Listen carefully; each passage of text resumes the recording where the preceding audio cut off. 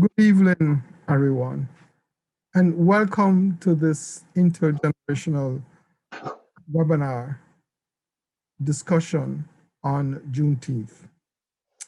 This discussion, intergenerational discussion, is sponsored by the CSSJ, Center for the Study of Slavery and Justice, IPC, Inman Page organization, the Center for the Study of Race and Ethnicity in America, Africana Studies, and the Watts Institute at Brown.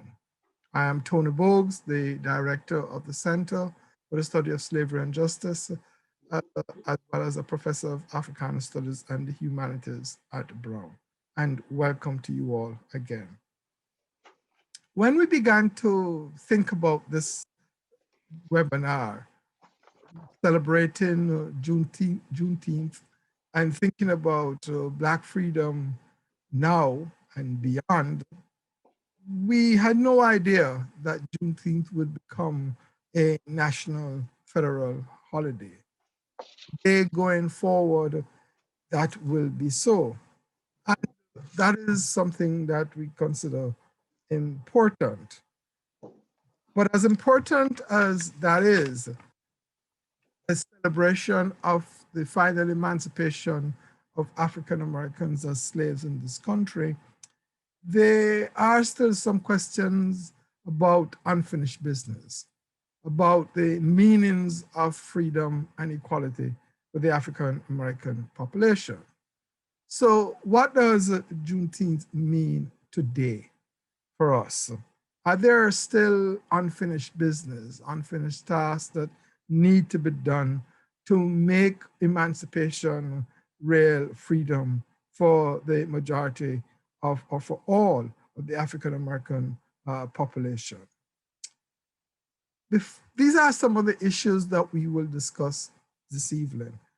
But before we get into that discussion, and it's an intergenerational discussion, I want to read briefly for the audience a statement, part of a statement that was written specially for the CSSJ special issue on Juneteenth for its newsletter. This is what it says. How do we celebrate a freedom that is not yet quite free? How do we sing a song, lift up every voice in unison to give praises to our ancestors and to the God of our weary years, when Black men and women still remain under the heel of racial injustice? We commemorate our emancipation. We sing songs to our resilience in this land, to the ways we have not only survived, but to the practices and life forms we have created, to how we have always pushed America forward. From the 1863 Emancipation Proclamation to the 1865 General Order Number 3, delivered in Texas, that stated, in quotes, all slaves are free, we commemorate our unfinished freedom. We were emancipated by law, but the conditions for our equality were absent. We were legally emancipated, but our Blackness remained the marker of our supposed inferiority and subhumanness. No longer formerly slaves, our Black skin seemed to give permission to white Americans for Black bodies to be hanging from trees, not swaying in gusty winds, but marked by the stillness of the dastardly murder that was called lynching.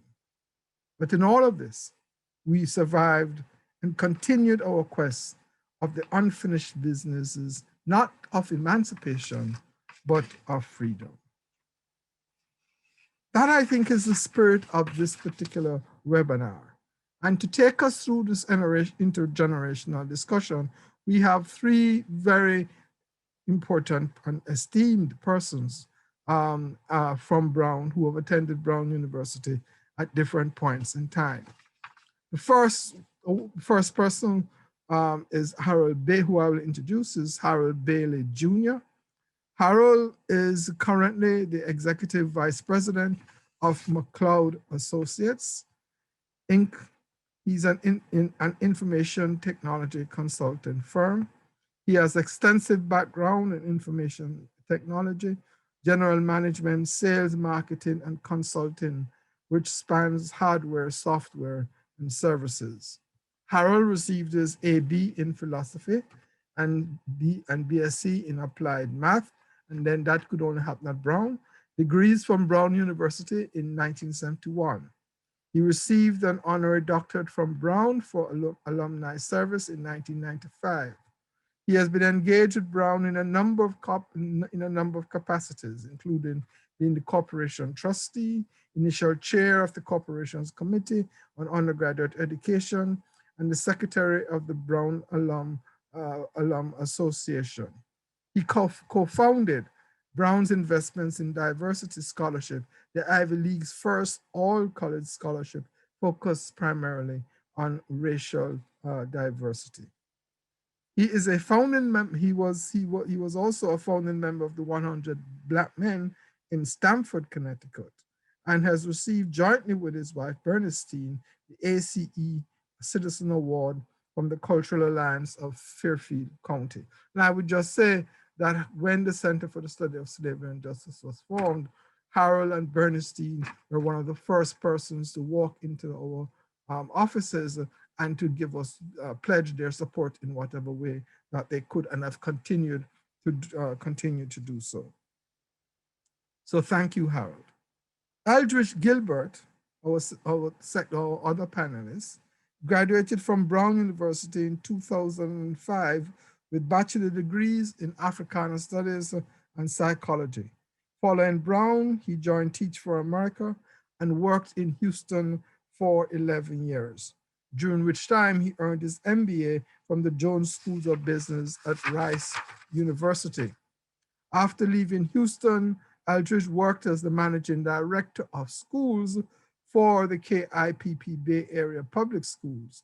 And for 2 years, he coached, developed, and managed 8 principals. Eldridge currently lives in Brooklyn, New York, and serves as the chief schools officer for the Coney Island Prep Schools while coaching principals for the KIPP Foundation. He's currently the president of the Inman Page Black Alumni Council. And I would also just say that during his presidency, he has attempted to forge successfully very concrete links with the center and have given us tremendous support. So thank you, Eldridge.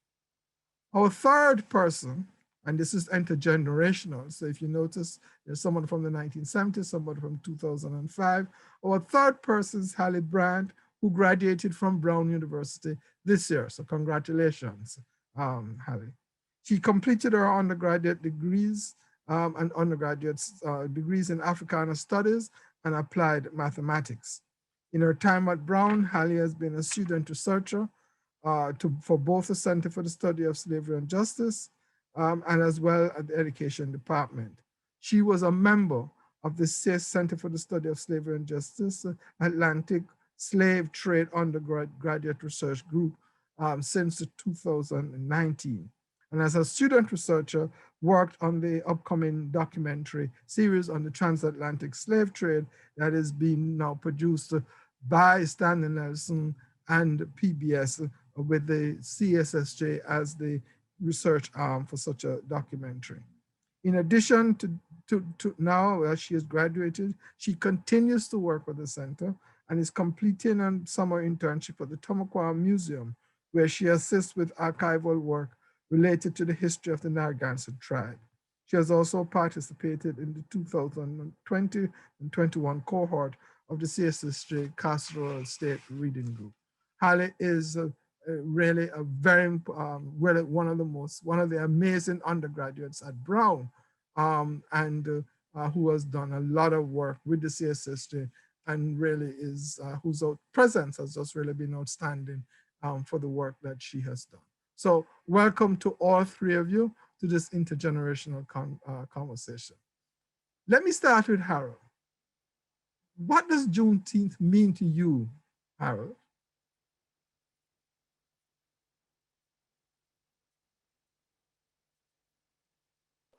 Got to unmute myself. Thank you, Tony.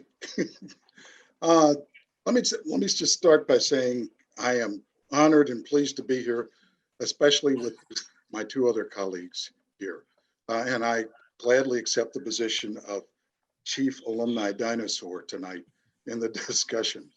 When you ask about the meaning of Juneteenth, to me, it goes back. I've got to look at the whole range of my life. The fact that I was born in Knoxville, Tennessee in 1948. And that obviously was a position of being in segregation, deeply segregated place at the time. I went through high school in Tennessee through the 10th grade, uh, attending segregated classes. And I actually integrated a school. I helped integrate a high school in my 10th grade year. So coming out of that, winning some time at a prep school in New England for a couple of years, Tilton School, and then coming to Brown, um, I could see change happening all over the place, and especially after what happened to us at Brown later on. But let me just talk about Juneteenth.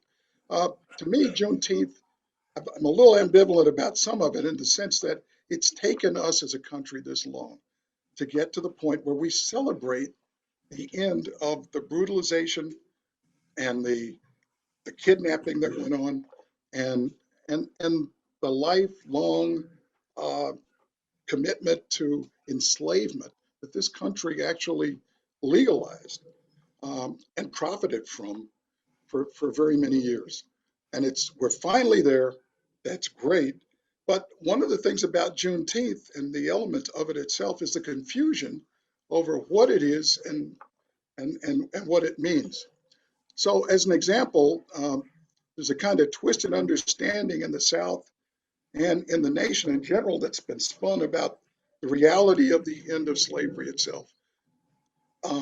Bernstein and I first heard of Juneteenth when we moved to Dallas decades ago. One question was why we should celebrate the duplicitous cruelty of tricking Black people across an area the size of Texas into the brutality of US enslavement for an extra 2.5 years. That's what we thought at the time. This was especially a point for me since where I grew up, as I mentioned before, Knoxville, Tennessee, the day we celebrated was for emancipation was August the 8th. And August the 8th was my birthday. So my birthday was the only day that Black people in Knoxville were allowed to attend the city's only amusement park. So my birthday was also a holiday, and it was always a holiday for Black community, and it was a bane for the white community because it was Emancipation Day. Now it turns out that August the 8th, in reality, was the day that Andrew Johnson, as the military overseer of the state of Tennessee during the Civil War, officially freed the Black people he personally enslaved. And actually, enslaved people across the entire state were not freed until October 24th of 1864. That's over a year later. That was a year before Texas emancipation on June 19th the following year. However, when I was growing up, almost everyone in town believed that August the 8th was the date of the Emancipation Proclamation signature. And we thought our celebration was of Lincoln. And in fact, Lincoln's 1863 proclamation did not apply to states under Union control like Tennessee.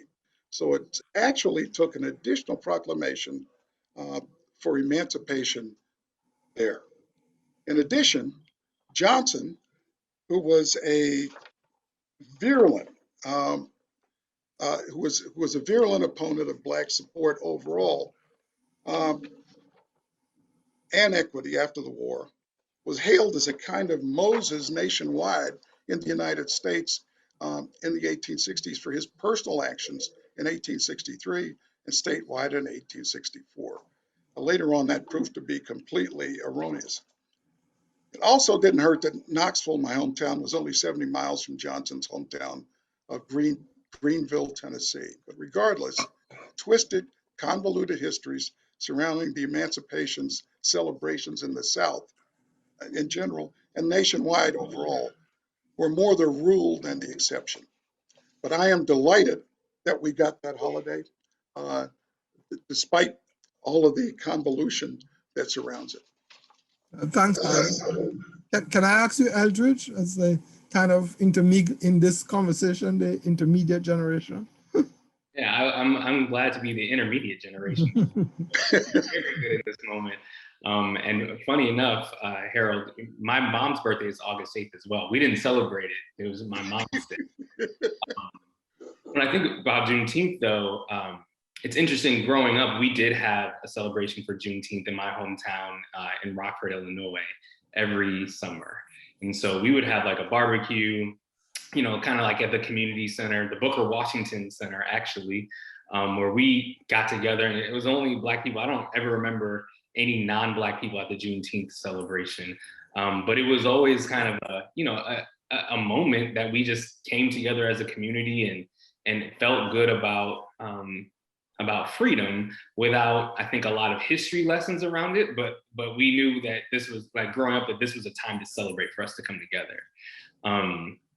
It took an interesting turn for me, though, as a young adult when I moved to Houston, because being proximate to Galveston, and the fact that, well, actually we found out late, like hearing some of the different stories. Like, I didn't know that Galveston was the reason why we had Juneteenth growing up. And so then being close to Galveston, it kind of added a little, like, wait, this is a little problematic. Like, I thought we were all free when we were celebrating Juneteenth. And to understand more of the history of it, I think it took a little bit of a turn. And so while it is celebratory and a reason for community, coming together and joy, and, I love Black joy, like that's a reason to always celebrate. I think the older I get, the more problematic it is. And even this week, with the passage of the bill and it being a federal holiday, I think it's even more inverted of, like, and now it's a little bittersweet.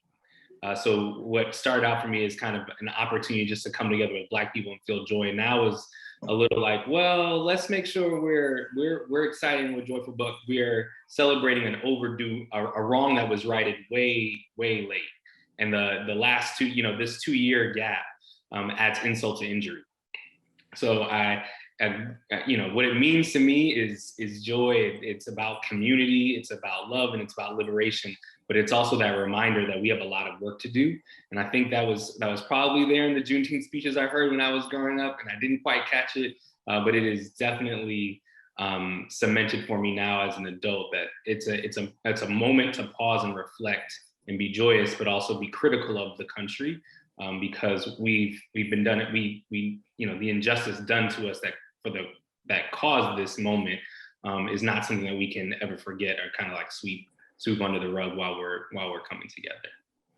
A bittersweet moment, right? With lots of work to do.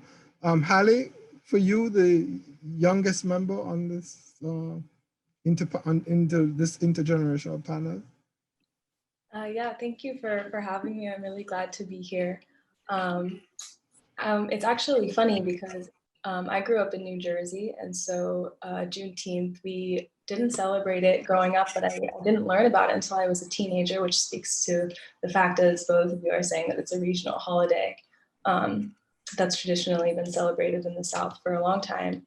And so I learned about it through peers and probably on social media a bit when I was probably around 15 or 16.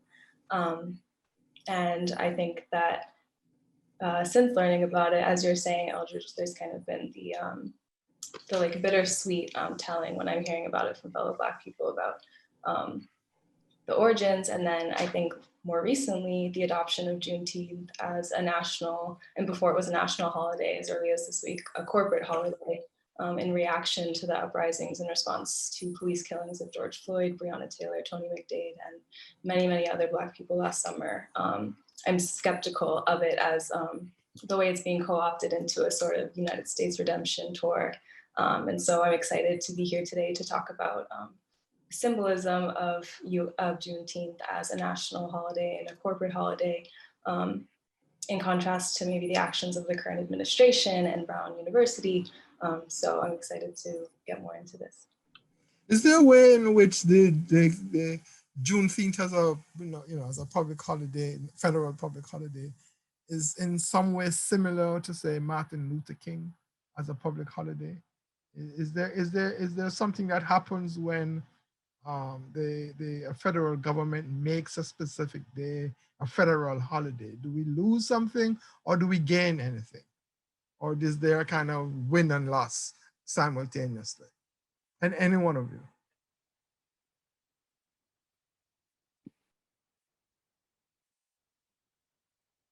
Eldridge? Oh, I was waiting for Harold because he was on mute. You can go first, Harold. I was going to say there's some winning and losing, I think, Mhm. with both. Let's take Martin Luther King.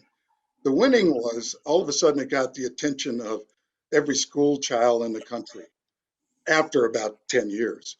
And and now it becomes this. But at the same time, what we lost was the reality of what King went through and what he stood for. And all we got was a piece of the message and not the full message. I mean, if you look at the film King in the Wilderness at the end of his life, you know, and I certainly remember the last couple of years of his life were just harrowing. They were miserable because he was something of an outcast because of his views on Vietnam. And it, also, he kind of run it, some of the work that was being done from the point of view of racial justice had run its course, and the nation was getting tired of what was going on. To me, the plus for this is number one, we don't have a person to lionize, and so we're talking about having the country actually take a look at, I hope, what we're talking about the end of. Why should we have celebrated this now? And why should we have done it even sooner? We've got to take a look at that. What really happened here, including the horror of it, but not just the horror of what was done, the economics of it, and the money that was left over, the money that's never been compensated to, paid to the people who went through this. Where is it? Where is it now? How much does it influence the country? It ought to impact the respect that's there for these millions of people that went through this terrible ordeal. And we're going to have to come to some grips with reparations of some kind in the future, I think. Eldridge? I would agree. I think I think I'm worried about what's going to be lost before I can get too comfortable in the celebration. Because as Black people who've been, from my perspective, regional experience, we've been celebrating Juneteenth for as long as I've been alive. So that's not as significant. Like, so many Black people know what it is and have a sense of it. So the opportunity to educate more of us is great. But it's not helpful if there's no one around to do the educating. And so, we've got to make sure that we have the history right, that we take some, and not as a criticism of Black people, but like we've got to take ownership to make sure that we know what we're celebrating now the rest of the nation is. Because the responsibility to make sure that when you see someone, not Black, not connected to that experience on their day off, run into a barbecue or with a Juneteenth shirt on, right? Because it becomes trendy. Then we got to be ready to pull them to the side and question them, like, what are you celebrating today? And I fear in the rapid use of this holiday, use of like this moment in Black history to, as Hallie stated, to satiate the anger and the hurt that was coming up with the killings of Black people that has been going on for for a long time too, right? It was just being reported in 2015, what Mike Brown and and Ferguson, that didn't result in this moment. So we're late already. So how do we ensure that in this moment and in the many June 19th to come, we don't get so caught up in not having work that we don't talk about the why? And my fear is actually that we won't. So similar to MLK, right? But at least on MLK Day, people do community service. Like there's some, Harold, I agree with you in terms of like, there's not a person for Juneteenth, but because there is a person for MLK Day, people do feel some type of responsibility to have a church service, to listen to the speech, to like go give back, because that's what we've created his very simple, oversimplified image to be. We don't have that for Juneteenth across the country and across the globe yet, and that really concerns me. So we've, again, like a lot of work to do just with that, so that we're not on June 19th, 18th of any year, just walking past folks glad they don't have to work and don't care why they're not working that day. Harley, do you want to say something? I think what Eldridge and Harold said kind of covers what I've been thinking. I think they both put it really well. So. Okay, all right. I mean, so I think we can say that what we hope is that that the Juneteenth will not just become a postage stamp in the way that King has become a postage stamp in many ways. That is what King represented has been gutted. And what we know is the King of I Have a Dream speech rather than the King who was against Vietnam and the King who was also anti-poverty campaigner as well, and as somebody who was assassinated actually organizing garbage workers in Memphis, Tennessee, which tells you where his head was at and where his politics were. Okay, let's move a bit from that to for me to ask you, and I want to begin with Harley this time, for working from the younger generation up to the to the generation of the 70s, by asking you, can you reflect a bit, Harley, as what did it mean for you in the 21st century to be Black and brown? Yeah, for sure. So when I was thinking about this question, something that I was thinking about was that I can't say that it means any one thing. And so I appreciate that I'll be able to hear from Eldridge and Harold about at the different points in time when they were at Brown, what that felt like and what that was like for them. So I don't think that it means any one thing. I think there are I think it was only about 6% Black students at Brown, at least in my first year. But I will say that I felt like the school was open to me, but I do think that it led me to the Africana department and other spaces where I wasn't necessarily spending my time and my energy trying to translate or convince anyone about the existence of anti-Blackness or the value of Black studies. And I think that speaks to the fact that Black studies existed at the time that I was a student here, and that it's developed into the department that it is today, and that there's a CSSJ and resources like the Carceral State Reading Group for me to receive my political education, my academic education. So maybe I learned how to identify where I felt like generative thinking was taking place, and if it wasn't, how to ask the questions that were bothering me or on my mind to kind of turn something into an education, to an opportunity for deeper learning. And then I'll also just say that the access to materials and things in Rhode Island afforded to Brown students, like the libraries or free RIPTA, or sometimes even dance classes, which was sometimes puzzling if you consider the need of Brown students comparative to the need of a lot of Providence community members. And then just the fact that, having a Brown degree, it changes my life, and that people might assume certain things about me because I went here. But I'm grateful to have received an education and to have professors who always emphasized to me and demonstrated how education is really a responsibility and it's mine to take forward from here on out. How did you put together Ad Maths and Africana? I mean, I took Intro to Africana when I was a first year, my first semester with Professor Perry, and I just knew that I needed to continue taking classes in the department. It was incredible, and even though I was confused because she assigned a lot of pretty difficult texts where I was, for a first year, I think we tried to read Black Marxism and we tried to read some Sylvia Wynter. It was difficult. I felt like my brain was changing, and even though I didn't totally comprehend everything that I was being taught, I felt like I wanted to continue and maybe get to the point where I could understand what she was trying to teach us and teach me. So I think Africana was kind of a no-brainer for me. The applied math, I thought that I would be pre-med for a bit because I've always liked math and science, but I realized in some of my science courses that what I really enjoyed was doing the math of it all. And so then I decided to do APMA instead. And yeah, I think I learned a lot about how math is, practically applied in the real world. And I got into looking into the history of a lot of the applications I was learning on my own as they weren't taught in the class. And even that was educational, right? Africana is a discipline that kind of, a lot of people don't actually believe that it has a lot of validity to it, whereas applied math is kind of taken for granted as always being useful And sometimes I would find myself in these classes asking, like, why are we doing this, or why are we learning this? So I think having both of those lenses at Brown was really helpful for me. Oh, great. Thanks, Harley. Thank you, Harley. Can I go straight to Harold, though? And I go to you, Harold, because you also did maths.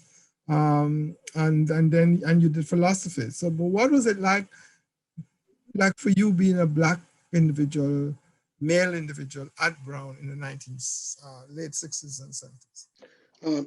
It was like being one of 6 or 7 male unicorns at the university.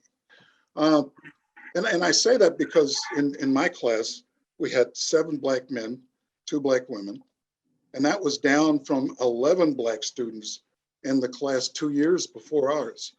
I think there was a general attitude overall outside the university and to some extent inside the university with some of the faculty and certainly some of the administrators, although much less so with the students, that obviously the intelligence of Black people would never match that of white people. So there was always there was a differential. And so whatever you said ended up being questioned a little bit more. You had to go into a little bit more detail. You got far less the benefit of the doubt when you said something or you didn't. I'll just give you an example of socially of some of the things. I know when I came to Brown, my roommate, my freshman year, I got a questionnaire that asked whether or not he would mind having a Black roommate. And when I found out about it later, my comment to him was, nobody asked me about having a white one.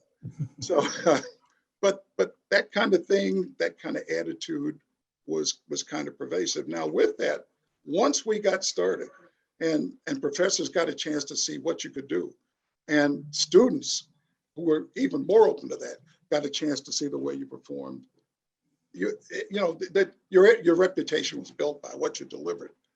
But it was lonely in the sense that there wasn't more of a community at the time. And so we all went through everything, including the walkout in 1968, with a clear understanding that we were extremely fortunate to be at this university at that time. And actually fortunate and lucky because of what happened after the walkout in 1968. The university could have said, get out of here, keep going, as some universities did. It did not. And we had a commitment not only to ourselves there, but to future generations to try to get those numbers up, the leadership up, the inclusion of Black people in the leadership of the university and in the life of the university and in the processes of the university to be something that we wanted to happen over the long term. But that's kind of a net of what was going on there. I think most of us felt fully committed to be involved in the walkout in 1968. And I know when I left, my attitude was, honestly, I never wanted to see Brown again. I changed because my sister came in the class in 1974. And I saw some of the changes that were happening at that point in time. And frankly, we were pulled back together. Christy and I were in Boston later on in the late 1970s. And there was a Brown function with Barrett Hazeltine. And Barrett Hazeltine had been a real supporter of I think the Black community overall, but for me in particular. And when he came to town in Boston, it turns out that there was a huge group of Black people who were alumni who showed up there. Christy and I decided, hey, let's hold a function to pull some folks together. We didn't know we were all here. We did that with the help of the Alumni Association, Alumni Relations at Brown. And our involvement, we got pulled back in that way. We got pulled back in to work with them in establishing a Minority Affairs Committee, making it one that was a leader in the Alumni Association. We won national awards, transforming that to the Third World Network, and then working on other leadership initiatives from there into the future. So net, I think a lot of us left not really crazy about Brown. The funny thing was we just had our 50th reunion from the walkout. There were several people who were seminal in that walkout and they had not been back to the university in 50 years. So there was a lot of trauma about that walkout, but everybody who came back was absolutely astounded at the changes that we've been able to make over time. We'll come to these changes in a minute, but I wanted to ask Eldridge about what was it like for him. Okay. He was there in 2000, graduating in 2005. Yeah, I think my year, I am definitely the middle child of these two experiences because we could count the number of Black people, like we did that all the time. And so I think we were very aware and came in with older Black people, particularly Black women, being like, you belong here. There's no such thing as like your seat being taken away, and a very intentional education on like the walkout. So 68, 85, like University Hall takeovers, like all of that was definitely ingrained in our experience, and the recognition that there were not enough Black men on campus, and then deeply involved in things like the MPC program and things of that nature. So my time at Brown, I think, was different from the other two in that there were enough of us that we thought we had like a decent critical mass, but not so much that we weren't kind of always still huddled together, right? Like, so Little Africa was a thing. We were fighting for Harambe House to make sure that enough of us lived there as sophomores, and the house had gotten taken away a couple of years ago, and had almost gotten taken away a couple of years ago. So there was just this emphasis on community.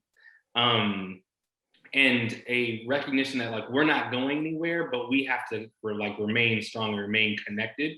And so we didn't take things. I don't think we were yet at the place where we could take things like Africana Studies for granted, because Africana Studies had just become a department, I think, a couple years before I came.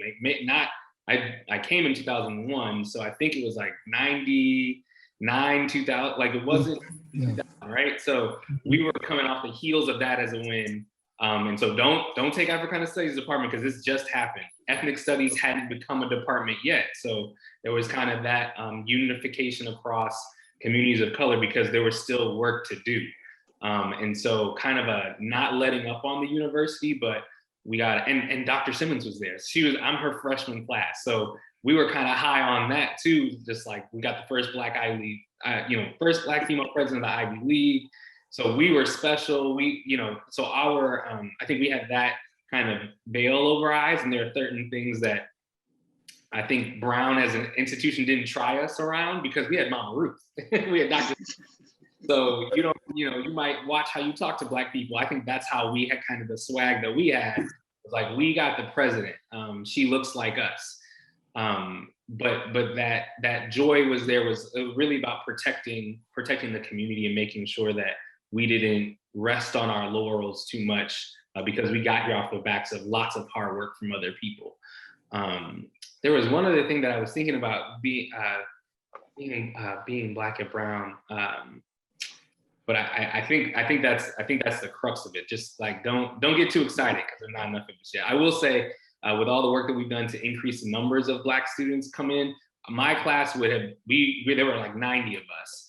So we never would have imagined a class of almost 200 or even over 100. And so, Hallie, like, I think it's great that you like, I know it doesn't feel like 6% for you doesn't feel like a lot. If we had 110, we would have been like, ooh, there's so many Black people here. And so your experience of a Black community that is almost double the size of mine, like I can't even fathom what the university would have been like.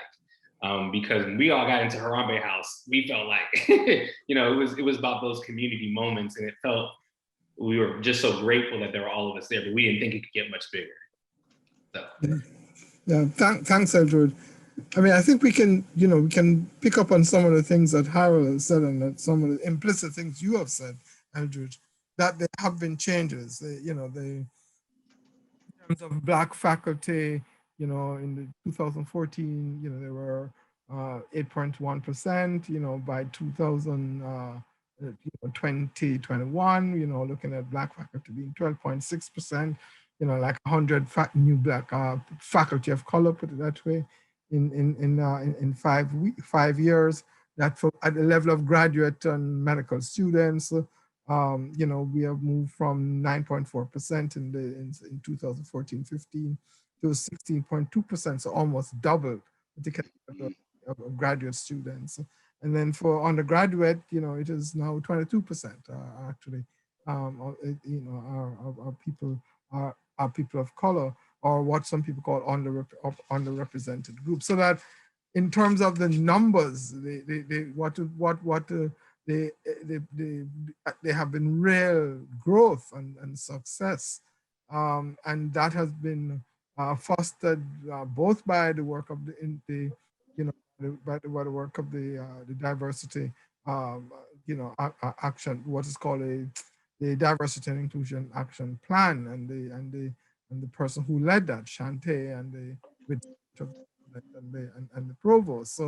So that there has been improvement. So, but I want to ask you, as we as we think about improvement, do we also think about kind of unfinished business, things that still are still left to be done? So real improvement, not like the 70s. Nobody's asking, as they did. Somebody asked, as your white roommate, filled in a survey, which was not just Brown, which was at many schools. That was a pattern. Yeah. So, but what are the tasks as you see? What are the things that are left undone that you think we now need to think about further for the 21st century? Can I start? Because something is on my mind. Yeah. Yes, of course. Obviously, yeah. It'll tie in and I'll be brief. But one of the things that I think is necessary is for the university to take hold of educating white students around Black history, Blackness, like the Black experience, the diasporic experience of Black people. That was, optional. And so what it resulted in my years when I was there was lots of white folks would come and like sit next to us. If we were in the gate, or like, you had a class, like I remember one time we had just watched Imitation of Life for an Africana Studies class. And we were talking about our bamboozle, one of the two. We had, watching all these films would get us riled up. And white people from our classes would come and sit next to us to listen to us, like still talk about it afterwards at like the gate and things of that nature. And so that peering into like what Black people are saying and doing, they, felt the curiosity. I mean, I guess that's good, but that's also kind of an infringement on our ability to exist on campus as Black people. So I think with the university, one of the many things that Brown still has to do is take responsibility for educating the entire university campus on like what the anti-Blackness is, what it looks like, what it means for the university to be an anti-racist space, and to educate folks on like the history, like make that not optional. Because as long as you can opt into understanding oppression, then it's going to create all these opportunities where Black people and people of color are on display and are for your, to be your teacher, to be your educator on like what it means to not have power and privilege walking into this space, or for their power and privilege to be different. And that is a burden, right? Toni Morrison spoke about racism being a distraction. It was when I was at Brown, and it still is. So the university, I think, owes it to its Black students, faculty, staff, graduate students, medical students, to relieve the burden on racism being a distraction for us by at least educating non-Black and non-Black folks, whether they be people of color or not, on what the Black experience is, as at least a foundational first step. And let me push back at you a bit, Edridge, by saying, but Brown has an open curriculum. So your actual requirements are really just requirements for your concentration. The open curriculum doesn't mean you can do all many things all over the place. It means you have to do your requirements if you're doing chemistry, Africana studies, history, or whatever.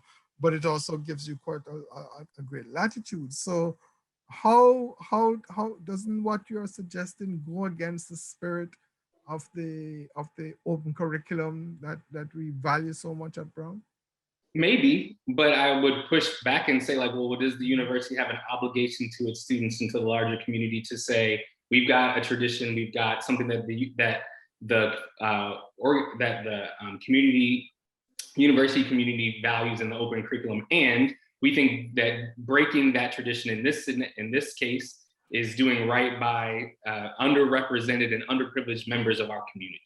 And to say that, we're not, and to make that choice. I think it's possible. I don't think it's a complete slap in the face to the open curriculum to say, we believe in free thought and all those things, and we think you should be thinking about oppression. And that starts with a group of people who you're going to be classmates with, but who also you may not have interacted with before you got to the university setting. So yes, it is, and I'm okay with that. I think in order for us to make real progress, we're going to need allyship and accomplices who are willing to break with tradition and say equity and equality aren't the same thing. And so the equitable thing to like make change is to like take away this element of like the open curriculum, so we can have a different society on the other hand, at least one at the university level. Let me ask Harley, and then I'll come to Harold. Harley, how do you see it? You just graduated. While you were there, the diversity and inclusion plan, the DIAP, really, I think, took off and became a really significant part of university life, and has been the umbrella in which the changes that we have talked about has occurred. But as you leave Brown, what do you think are some of the things that still need to happen? Yeah, I would echo some of what Eldridge is saying in terms of making political education on anti-Blackness and other forms of political education requisite for students. I think that Brown materially benefits from not, looping students in or educating students or all students on those issues. And so I think some of what I'm seeing now for thinking about, what are student demands? At least in the time that I've been at Brown, I think I've been seeing students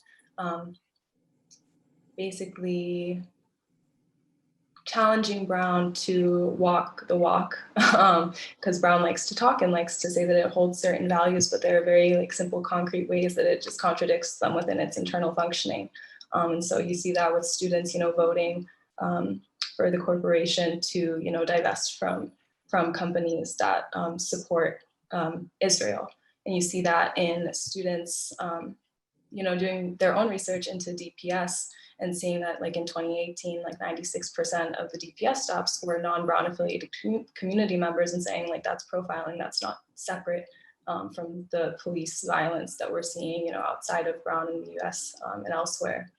And so calls for, the abolition and defunding of DPS and the divestment from Israel and other issues like that. I mean, it's as simple as, maybe open the libraries, bring in different resources, employ different types of speakers in the university, don't just be, a parasite within Providence and kind of just say that it's a positive good for Brown to simply be here, because I think students are saying that's not always the case. And Brown benefits from kind of like mystifying their internal operations and, kind of spouting sort of liberal ideology of like, oh, we're all inclusive and we want this education to mean something other than different from how we're actually operating on a day-to-day basis. Okay, thank you. Harold? You have great experience. You have a student, you are in a corporation, you are very much a kind of person who works with different groups like our institutes, like the centers, like the CSSJ. You give support. I know you're always involved in Brown in some way or the other. But so, and you have talked about the changes, but from your perspective, what you see as a future? Well, I think the future at Brown and what's missing is very much the future of the country and what is missing. And I think Eldridge was right on target when he talked about the education that needs to happen. We need that education across the country for everybody, because there's been a gap between what has been taught at the best universities like Brown in the country and the world about the US and its history. So our history is out of sync with what really has happened.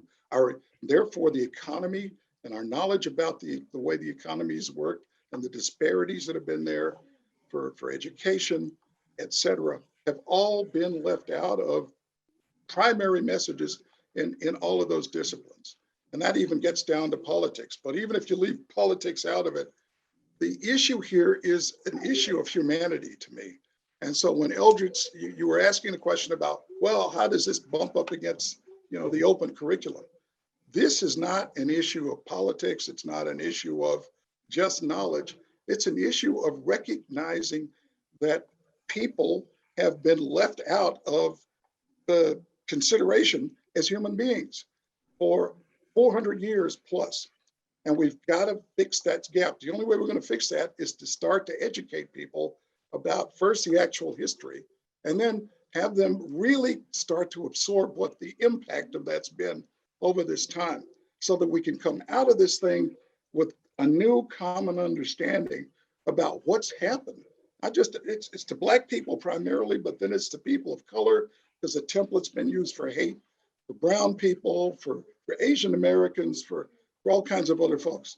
We've got to get a new view of what that means. And it's only when you get that new mindset that we're going to be able to start talking about what needs to change in terms of our processes at universities, in our government, in industry overall, in this country. So I'm looking for Brown to be a leader in taking that first step that Elle was talking about. First, do the education. Then let's look into how we reimagine the way the whole university operates, so that we are training people to be able to leave the university and go out and help externally us to make that transition, where we get some education, reconciliation to move forward in the future the appropriate way. Yeah, yes, Andrew. Yeah, please go ahead, Andrew.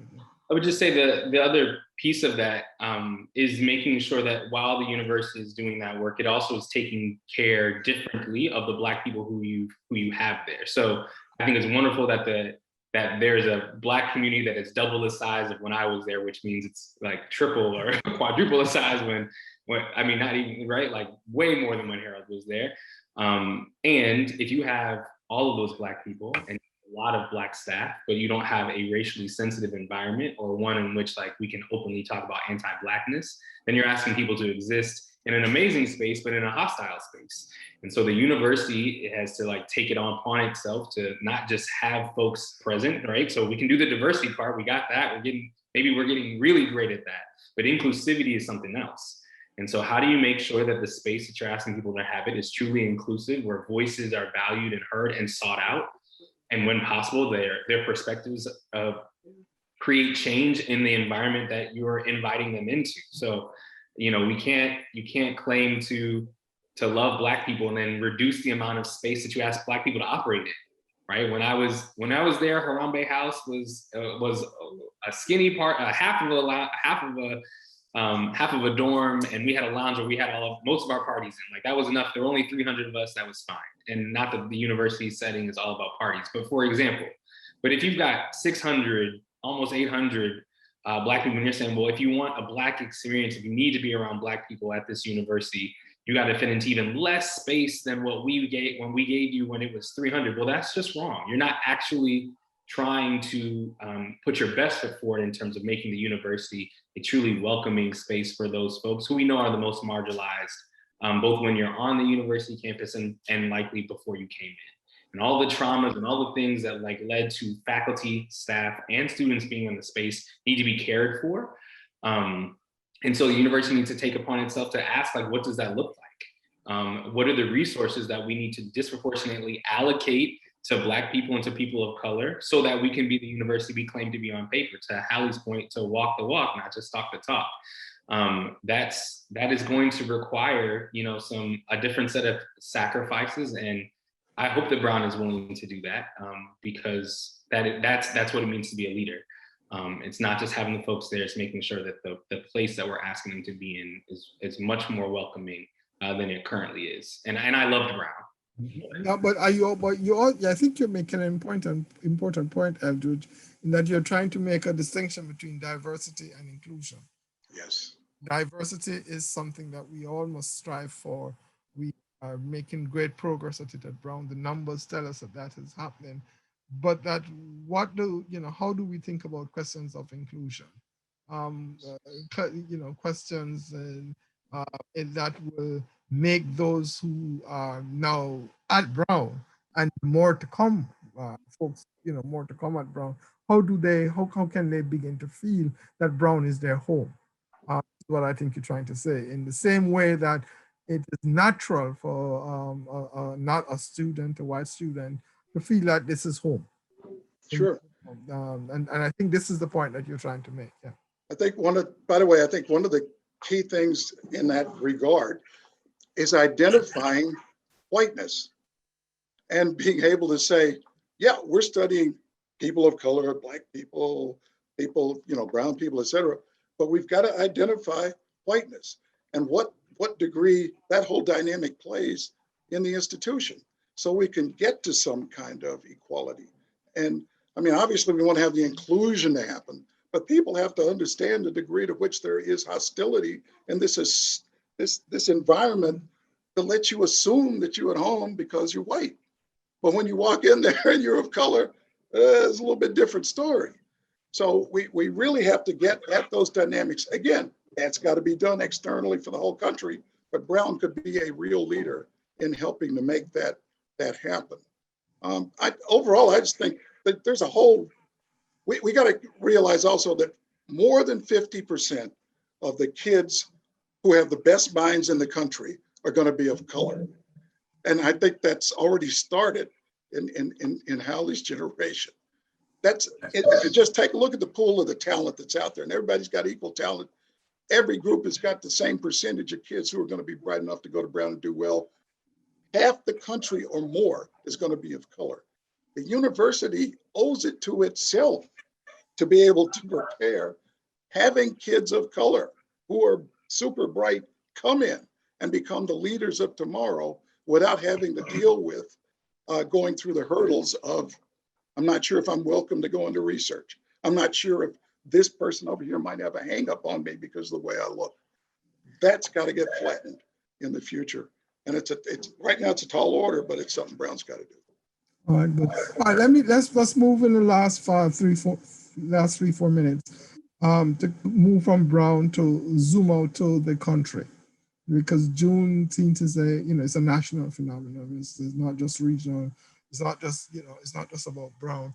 And I mean, each of you are, well, certainly Eldridge and Harold have been, Eldridge is a leader, quite frankly, national leader and in education. And Harold, you have been in information technology. And there are really great hopes for Harley, quite frankly, to be national leader fairly soon. So I wanted to end this segment before we come to the Q&A by asking each of you, what do you think are the national tasks? Not all of them, but some of the key national tasks for racial justice in America today, as we think about emancipation and Juneteenth. Can I start with you, Harley? Yeah, I'm gathering my thoughts still some, but if we're thinking about Juneteenth and we're thinking about liberation, I haven't been in the classroom in a while, so I was watching a talk earlier to kind of get, re-immerse myself in like that kind of conversation just to get ready. But the talk was with a scholar, Joy James, and she was speaking about, the model of leadership and a kind of way that we could be extractive in the university and otherwise when we're trying to educate ourselves or come to some conclusion about what needs to be done and what's next. And I think on a very basic level, it's as simple as asking people what they need or listening to people articulate like what is a threat, people who are under siege. And I think something that I was hearing a lot last year, but not so much in Brown, but I think I still continue to hear people advocating for it, is the defunding and abolition of the police as a necessary step. Defunding as a necessary first step, but eventually the complete abolition of the police and prison system as an imperative move that needs to happen. I'm still gathering my thoughts some, so maybe okay. Come back to me, but that's the first thing that comes. I come back to you, Helen. As I come back to you, I want to push back slightly because there are elements within the Black community that would argue that we want reform of the police, but we don't want the police to be abolished. We want the funding to go elsewhere for schools and parks and so on. We don't necessarily, so we want defunding, but we don't want abolition. So I'm just saying to you, there's a debate in the Black community around that. So I want to push back on that, but you can be thinking about that while I move to Harold. Well, I think I've already said a lot about what I think. I mean, I'll just state it again. Our objective as a nation, because you're asking about the whole nation, I think, Yep. right? Has to be, again, to acknowledge and resolve past racist policies, narratives, and ideas. And ultimately, our objective must be to emerge with a transformed national vision for going forward, built upon transformed understanding and resolution of our common past. And that means we're going to have a way of getting ourselves educated and getting to the point where we actually listen to each other and respect each other enough to work ourselves through some of these issues, like what are we going to do with the police? What are we going to do with the gap in our net wealth for Black people, as an example, because of what happened with enslavement in this country? And what are we going to do with our education? What are we going to teach ourselves? What is the new narrative going to be versus the one that was, George Washington and cherry trees and apple pie, et cetera, in the past? What is it now going to be that we can all buy into moving forward as a nation? There's a lot of work. What's encouraging is that for the first time, I think maybe in my lifetime, people seem willing to listen. When I say people, white people are ready to listen to some of the things that we have been saying, hinting at, trying to get in people's psyche for years. They're listening. Now the question is, will you go further than just listen and try to understand? And then we've got to come back and get some way to move forward with whatever it is you understand. And we have to understand to try to get this stuff resolved, because it's still all over the floor right now. The fact that you can go to Brown and not feel welcome is something that I think is not understood by most white people that are there. And they need to understand why we're saying that and why that's not just some frilly kind of emotion that people have when they're coming there. This is a reality, and it hits you right in the face. So that's the kind of stuff. We got to get that transformation to happen, or we're going to be lost as a nation, I think. Thank you. Eldridge? I don't think I have too much to add on top of what Harold said, but I do think there's an element of calling white people to the table. And again, in 2021, just like Black leadership has been doing since, before we were emancipated, before there was a Juneteenth, Black people have been saying to white people, like, racism is your problem. And I think this has been an interesting year with the pandemic, right? So we were all up in arms over Ahmaud Arbery and Breonna Taylor and George Floyd. And I believe it's because you didn't have anything else to do. White people didn't have anything else to do but to listen, and then because I'm not working. So now I can hear it and I can feel my own desperation, and I've got a different type of empathy.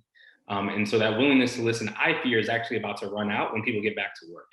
And so I think as a society, we've got to figure out, how do we tap in to people white people specifically, and people of color with skin color privilege, have to tap into your empathy, that space to listen and consider that the privileges you have, to Harold's point, are not widely, that's not everyone's experience. And so then to investigate that and to question what you do as a result on both an individual and then a systemic and institutional level. If we don't do that, then we wind up in the same situation we've been in a year from now, where something tragic happens, another Black person has been shot, been killed. It's on videotape. We know it's terrible, but I'm too busy to pay attention. And so I wonder, as a society, how do we crystallize this moment, and how do we replicate it when people are back to their regular lives? And in doing so, then you open up the conversation for so many other things beyond just the education you have. It questions why your neighborhood looks the way that you do, and understanding housing discrimination and redlining. There's all these conversations on Netflix now. We got High in the Hog, and we're celebrating African-American cuisine and where that came from. How do you make sure that you watch that, not just enjoy it, but then you also question, well, what does that mean about all the other thoughts that I've had around Black people and Black culture? I think that's what we need. We've moved a certain conversations to the forefront. How do we keep it at the forefront and keep people critical? I wish I knew the answer to that. But from an education standpoint, we got to keep CRT in schools no matter what crazy people say in Congress. And I think we can do that. But we've got to, that's definitely a role that I know educators can play. And it's at the forefront of my mind all the time. All right, great. Thanks very much, Eldridge. Harley, do you want to wrap up this session before we go to Q&As? Yeah, sure. I think I hear both Harold and Eldridge talking or speaking to the need for just an educated like, populace, basically, and how to make it so that we're all thinking critically together about what we accept for ourselves and what we accept for our world. And I think that kind of what you're both saying about a national conversation and thinking about the conversation on an institutional level at Brown, I would agree with. And then I would also say that part of this thinking critically is expanding expanding the borders where we're investigating. So maybe thinking also about a global conversation. And so not just a look at national harm, which is necessary, but also a look at international harm, the role of US imperialism, for example, and continued influence and investment in Empire in Haiti, Venezuela, Bolivia, Palestine. And yeah, and I think, one of the things that we're talking about with Juneteenth and the miseducation that a lot of us have about what happened in Juneteenth and with the Emancipation Proclamation is this idea that the people free themselves and can kind of articulate what they need. So in addition to what we're talking about in these conversations, maybe with leaders in education institutions and nations, maybe it's worth investigating. I think it's definitely worth investigating this idea of prestige and where knowledge lives. And I think that there are a lot of pockets in Brown where people are actively doing that, such as the Africana department. But I would really like to see, I guess, in the future, more academics or people in positions of power kind of seeing themselves as helpers or affiliates and not necessarily trying to lead the charge and doing more of asking people what they would like to get out of Brown. Yeah. Okay, great. All right, can we move to the Q&A? Thank you all very much for it's been, I've tried to act as devil's advocate sometimes so that we can have a robust discussion, right? So, but this is really really very useful. Catherine, can we begin to get some questions from the Q&A? Yes, we have two questions that are a little similar, so I'll ask them together. They come from Betsy and Kiku in the audience. Betsy says, I find it really hard to think about how I, as a descendant of Rhode Island settler, colonialer, and enslavers, can or should celebrate Juneteenth now that it's a national holiday. It feels like I'd be crashing someone else's party. It seems like for those of us who are white, the only genuine commemoration would be a day of recognition, repentance, and some form of tangible reparations, not going down to Roger Williams Park for a party. Any comments? Any one of the panelists? I don't know why you couldn't do. I don't know why you couldn't do both of those things. And that's you should. The party should be. This should be a national celebration. I mean, you should. Yeah. The reason you have to go through the education and quote the repentance you're talking about is because we haven't had the education as to what happened, and we haven't had a reconciliation around what happened. But my goodness, the fact that it's over and it ended finally has got to be great news for everybody, because the implication you have in what you just asked is that this is certainly something you were not proud of, and you don't think your family should be proud of, the fact that it happened. Well, you're just one of zillions in this country who are in that position, including all the Black people. So I think we got to get to the point where it's a celebration and we can all sit around the table and have a party and be excited, but also understand what that means and how we ought to go forward from there. That'll be a real celebration, a real Juneteenth. Thanks, Harold. Very well put. Thanks, Harold. Does anybody else want to respond to that? All right. Yes, sorry. I would just say, if you're going to go to the bar, I agree with Harold, you can do both, but don't go by yourself. Bring another white person to talk about what you're celebrating on your way and like what people talked about at the barbecue, and talk about on your way back, like what you're going to do to make sure that you don't go back into a space and someone is shaming you for going, but like educate them on why it's important to stand alongside Black people and celebrate and do the work of spreading the knowledge. It's it's not about, we're not trying to, I don't think Black people are trying to ask white people to feel huge amounts of shame. Like, we just want the nation to do better and to move forward. And that doesn't happen by standing off to the side. It happens by joining in and understanding the reason for the moment, and then sharing that with others. Right. Thank you. Can we get your next question, the other question that you had, Catherine? Yeah, the next question comes from Whitney, who asks, where do you see the truth-telling and reconciliation happening in cities like Providence and others fitting into Juneteenth celebrations or meanings for our country?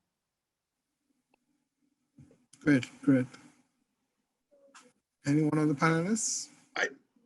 I'll just jump in again. No, go ahead. Brian Stevenson talks about this a lot. He talks about the fact that you can go to South Africa and people have had truth and reconciliation. In fact, you can go to Germany. Germany recognizes the horror that was done, with the Holocaust, and has monuments all over the place about it. And in this country, it's like, did something happen? I mean, we're just getting around to Tulsa, and being able to recognize what happened in Tulsa is, wow, did that really, of course it really happened. So the truth and reconciliation piece, I think, is central to this acknowledgement, and then again, resolution for a transformed vision. Let me push back a bit. I'll push back a bit, Harold, on you. Sure. Playing the devil's advocates, to say that some critics of the South African Truth and Reconciliation Commission and the work of that commission and the magnificent set of conversations that happened and the buildings on Constitution Hill and so on, that all of that leaves out justice. In other words, that leaves out justice. In other words, that it leaves out the economic and social and political questions. So some critics would argue we have truth and reconciliation, but the land still belongs to those who owned it from the 1600s when the Dutch settlers came. So some folks would say, well, all right, that's fine, but that doesn't bring back my dead brother and my dead sister, husband, lover, or anything. But worse than that, it doesn't give me land. So what's the purpose of this?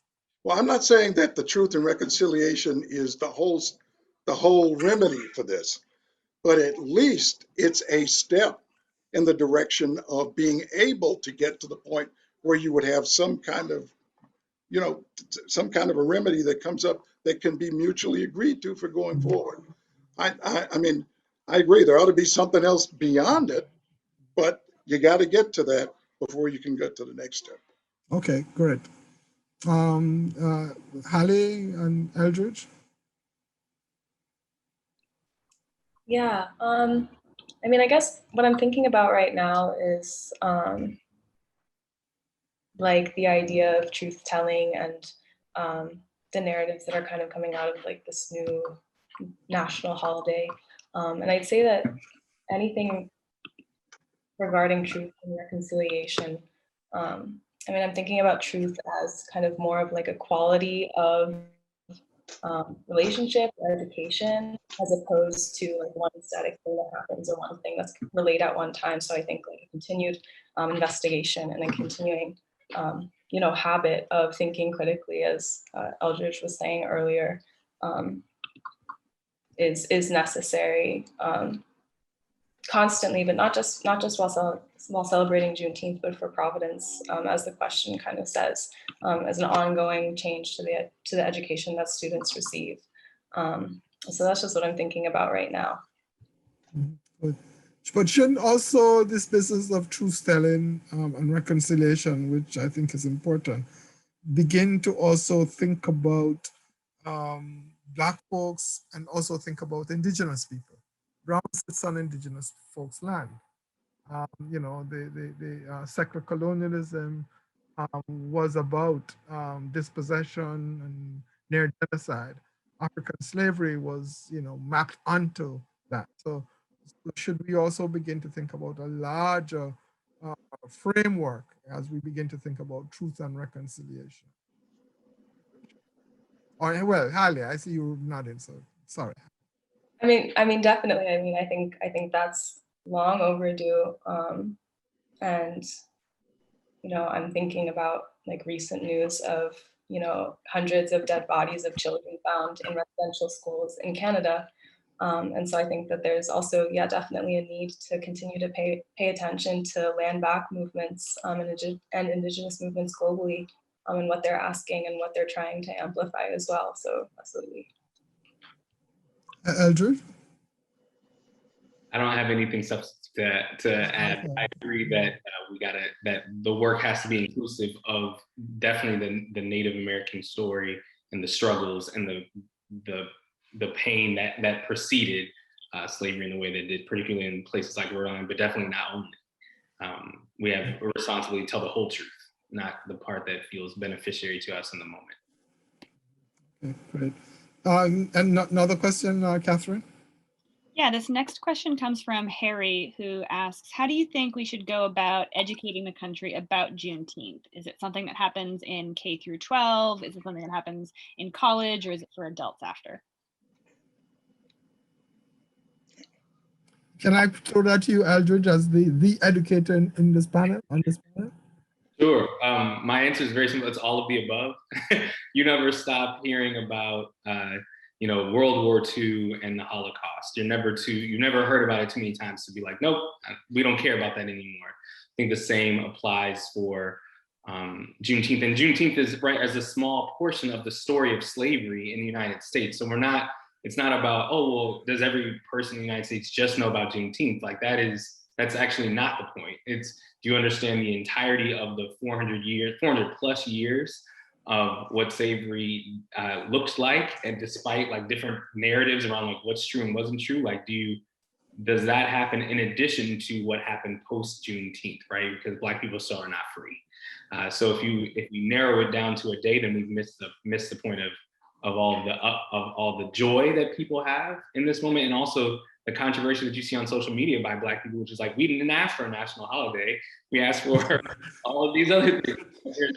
After meme. So yes, everywhere, K to 12, adults afterwards, in college, but not about the holiday, about the Black experience and what this country owes to the bodies that are buried beneath it, that has allowed us to be here. Harold?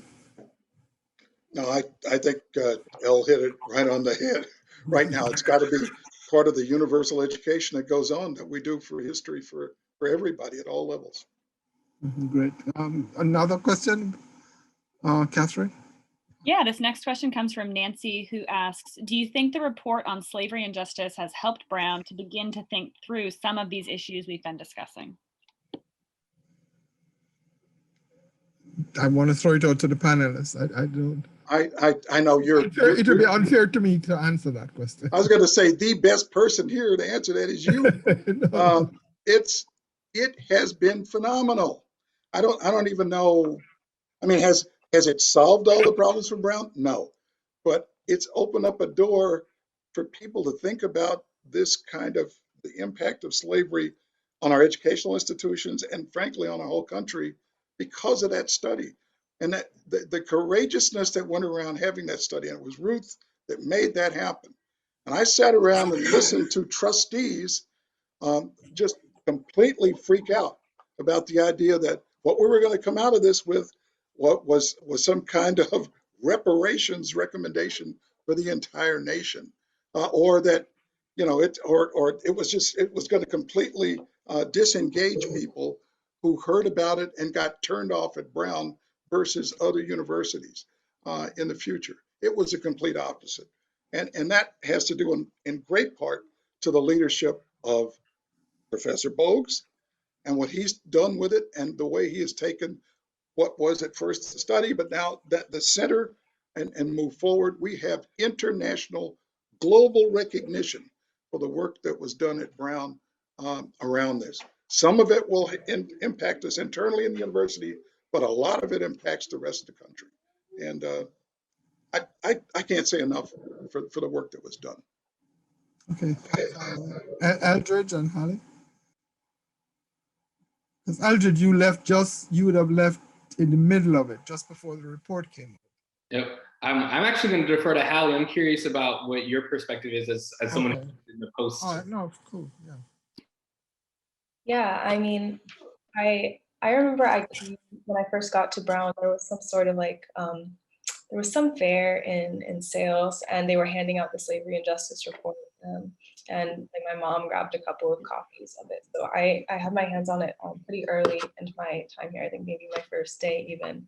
And so I'd say that, yeah, I mean, it has definitely helped Brown to begin to think through some of these issues. I will say though that there are definitely pockets of a lot of critical thinking at Brown, such as the CSSJ, and it's actually pretty easy, as Eldridge and Harold were talking about earlier, for students to kind of just disengage and never kind of encounter on the Slavery and Justice report. Though I do think that it was the assigned reading over the summer recently for in class, and I think that's great. I think that should, always be the case.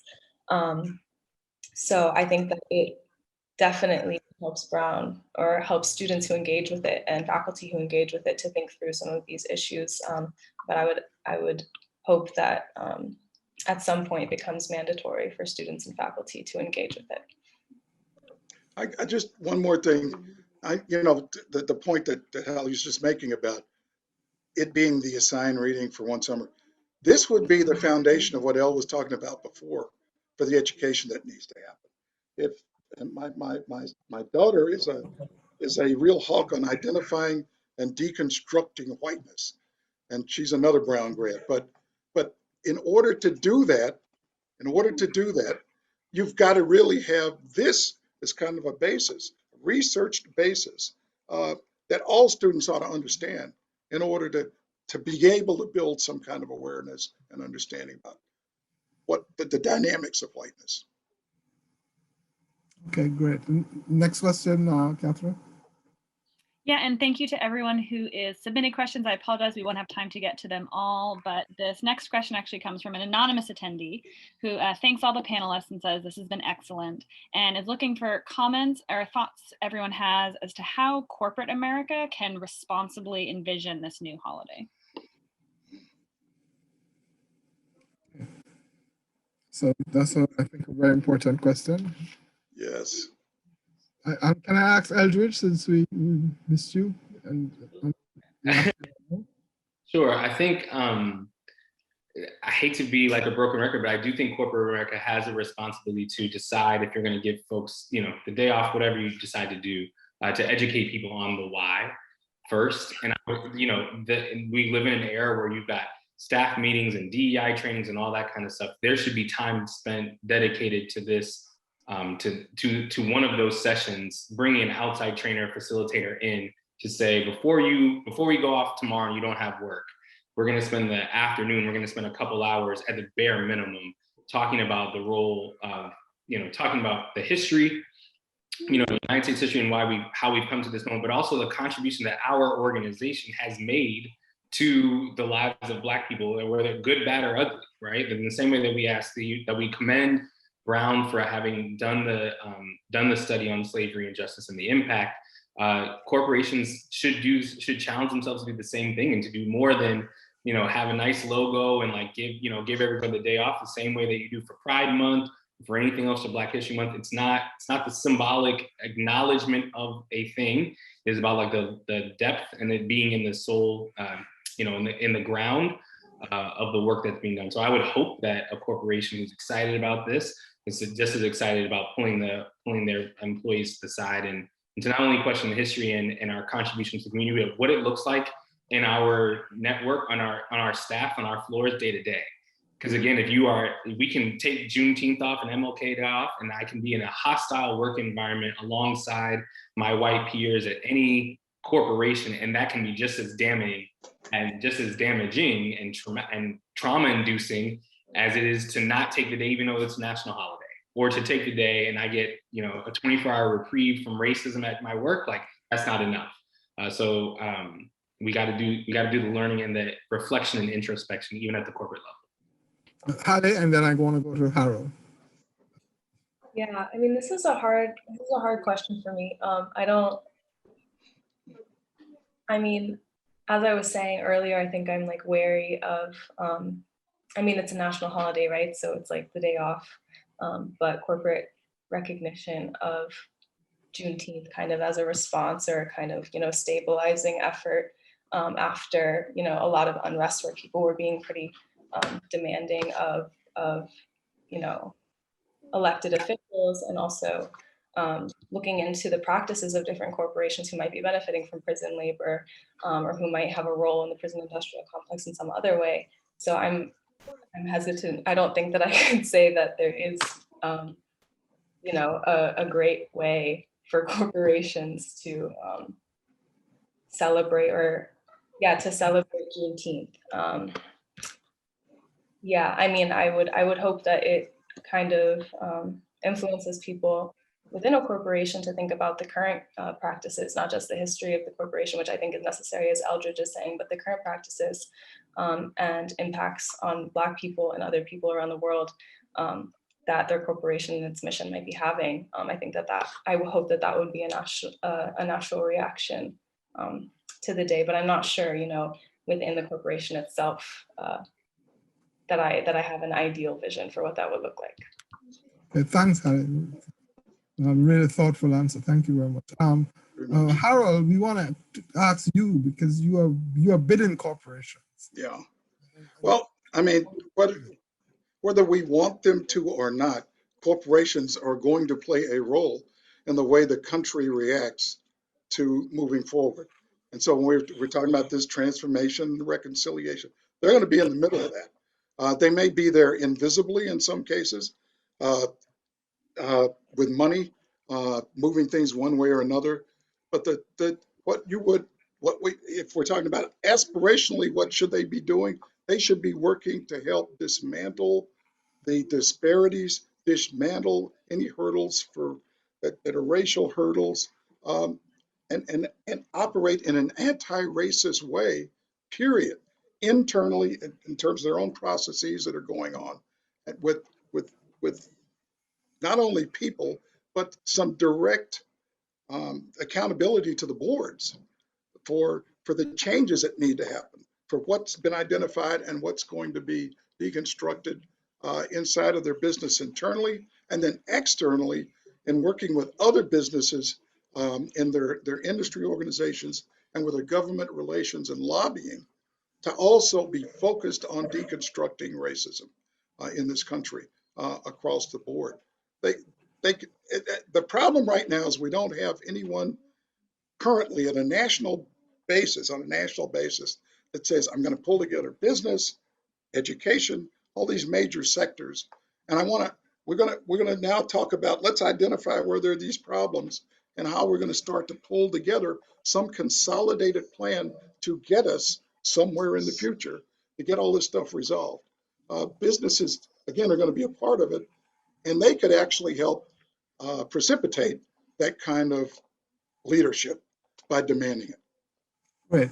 This has been a really wonderful discussion. All the panelists have been really on point, as we say, and what the kids say, tell me in the classroom, just awesome. So I want to thank you all really very, very much for participating in this webinar. My apologies. We have numerous questions that are still left, but we can't get to them today. I think that if we do some takeaways, that it is one big question on the table is a set of education practices and movements, if you wish, around trying to get the population to be critically educated to have a national conversation. That we have to have a national conversation in this country around truth, reconciliation, and I would add to that justice. And what do those things actually, what do those things mean? And that I think as Harley